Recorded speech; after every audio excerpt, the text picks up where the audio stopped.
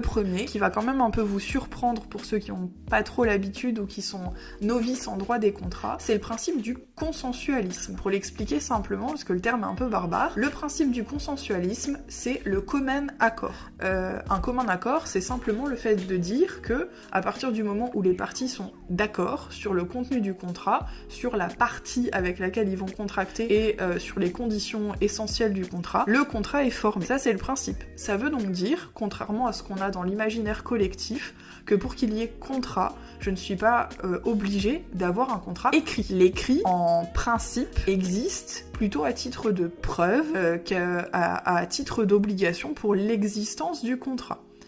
Si je prends un exemple, par exemple, un contrat de travail à durée indéterminée, en principe, n'a pas forcément vocation à être rédigé, il l'est simplement pour pouvoir prouver, la plupart du temps, le contenu du contrat et du coup les obligations respectives des parties.